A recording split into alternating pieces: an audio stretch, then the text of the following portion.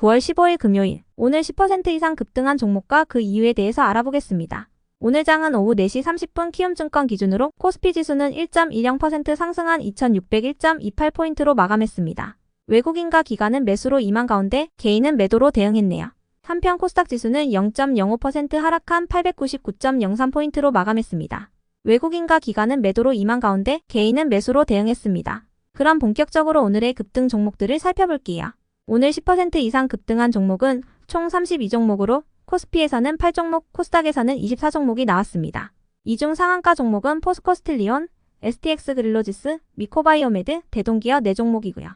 오늘 하한가 종목은 없었습니다. 총 32개의 급등 종목들을 한데 모아서 섹터별로 묶어보니 5개 테마로 나눠볼 수 있었어요. 그 외 나머지는 개별 이슈로 오른 종목들인데요. 먼저 1번 중국 소비 섹터입니다. 중국인민은행이 금융기구 지급준비율을 0.25% 낮춘다고 발표했습니다. 중국은행의 지준율 인하는 지난 3월 이후 6개월 만인데요. 시장에서는 중국의 이번 지준율 인하에 대해 위드 코로나로의 전환에도 불구하고 중국 경제의 회복세가 더딘 상황에서 유동성을 공급하여 경기를 부양하겠다는 의지를 내비친 것으로 해석하고 있습니다. 해당 소식에 해운과 철강 관련주를 비롯하여 항공이나 화장품주 일부가 강세를 보였는데요. 철강주들은 원희룡 장관이 이끄는 재건협력 대표단이 우크라이나를 방문했는데 젤렌스키 대통령이 재건사업 참여를 제안했다는 소식도 호재로 작용하는 모습이었습니다. 한편 포스코홀딩스가 세계 최대 암모니아 생산 기업인 CF 인더스트리즈와 함께 미국 내 블루암모니아 생산을 위한 사업 협력을 추진한다는 소식도 전해졌는데요. 양사는 주요 거래 조건서를 바탕으로 블루암모니아 생산 프로젝트의 구체적인 계획과 예산 등을 검토해 나갈 예정이라고 하네요. 더불어 STX 그릴로지스는 인적 분할로 인해 재상장 후 상한가로 마감했습니다. 다음은 이번 2차전지 수소차 섹터입니다. 유럽연합이 중국산 전기차를 대상으로 반보조금 조사를 진행할 방침이라고 밝혔습니다. 유럽연합 측은 글로벌 시장은 값싼 중국산 전기차로 넘쳐나고 막대한 국가 보조금 때문에 인위적으로 가격이 낮게 책정되고 있다면서 이러한 관행이 받아들여져선 안 된다고 언급했는데요. 아직까지 구체적인 조사 방식은 언급되지 않았지만 시장에서는 유럽연합이 중국 전기차 기업들의 경쟁법 위반 여부를 조사하고 과징금 등의 제재를 부과하는 반독점 조사와 유사하게 진행될 것이라고 보고 있습니다. 해당 소식에 중국 정부가 노골적인 보호무역주의라고 반발하면서 국내 기업들이 반사수의 기대감을 입은 모습이었는데요. 한편 미국의 수소전기 스타트업 니콜라가 이번 달 말 또는 10월 초부터 수소 연료전지 트럭의 배송을 시작한다는 소식을 전하면서 어젯밤 32%가 넘는 폭등세를 보이기도 했습니다. 이러한 분위기 속 오늘 2차전지와 수소차 관련주 일부가 강세로 마감했지만 2차전지 대장주인 에코프로 형제는 약세를 보였습니다. 다음은 3번 보안 섹터입니다. 돈 그레이브스 미국 상무부 부장관이 15개의 미국 기업으로 구성된 사이버 보안 무역 사절단을 이끌고 다음 주 수요일부터 한국과 일본을 방문한다는 소식입니다. 그레이브스 부장관은 방문 기간 동안 사이버 보안 및 중요 신흥기술 분야에서 상업적 관계를 심화시킬 예정이라고 언급했는데요. 해당 소식에 보안주 일부가 시장에서 부각된 모습이었네요. 다음은 4번 네옴시티 섹터입니다.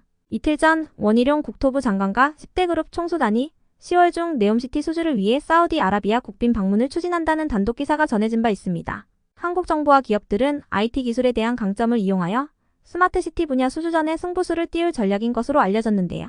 해당 소식에 네옴시티 관련주들이 연일 부각되고 있는 가운데 미코바이오메드가 사우디 국제산업단지회사와 현지 합작법인 설립을 마치고 다음 달에 사우디 남서부 경제도시인 자잔에서 생산부지 확보 계약 체결과 생산설비 구축을 시작한다는 소식도 전해졌습니다.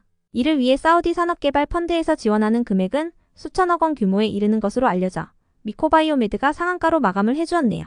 다음은 5번 5G 통신장비 섹터입니다. 바이든 정부가 인프라 투자 정책의 일환으로 광대역 인프라 구축에 420억 달러의 보조금을 책정한 가운데 AT&T는 2024년까지 10만 개, 버라이즌은 2025년까지 15만 개의 5G 기지국을 설치할 계획이라고 합니다. 이와 관련하여 에이스테크는 내달부터 5G 안테나를 본격적으로 생산한다는 소식을 전하면서 이틀 전 상한가로 마감하기도 했었는데요. 이러한 분위기 속 삼성전자가 인도에 5G 장비 공장을 건설할 것이란 관측이 재차 제기됐다는 단독 기사도 올라오면서 오늘 5G 관련주 일부가 강세를 이어가 주었네요. 그 외 나머지는 개별 이슈로 오른 종목들인데요. 먼저 대동이 농기계 자율주행 3단계에 해당하는 자율작업 기능의 H-엑스트랙터와 DH6135 콤바인이 직선선의 자율주행 국가시험을 업계 최초로 통과했다고 밝혔는데요. 해당 소식에 대동기어와 대동금속이 강세로 마감했습니다. 이어서 AVCNC는 어제 장마감 후 한 주당 1270원의 배당을 결정했다고 공시하며 급등했고요. 이어서 드리머스 컴퍼니는 SK스퀘어가 알리바바의 11번가를 매각하는 방안을 검토하고 있다는 소식에 11번가를 관리하고 있는 SK플래닛과의 파트너십 체결 이력이 부각되며 강세로 마감했습니다. 한편 DI와 IM, 더코디의 오늘 급등 이유는 파악되지 않았고요. 이어서 진양풀리는 오세훈 서울시장이 정치인 호감도 1위를 했다는 소식에 오세훈 서울시장 관련주로 상승한 것이라 파악되네요.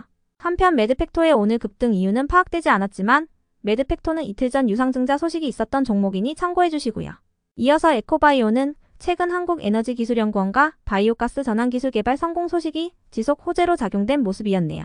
끝으로 IG비전은 어제 장마감 후 운영자금 조달을 위해 파워넷을 상대로 50억 원 규모의 3자 배당 유상증자를 결정했다고 공시했는데요. 해당 소식에 오늘 장에서 강세로 마감했습니다. 여기까지 오늘 10% 이상 급등한 종목들을 알아보았습니다. 한 주 고생 많으셨고 다음 주도 성투하세요.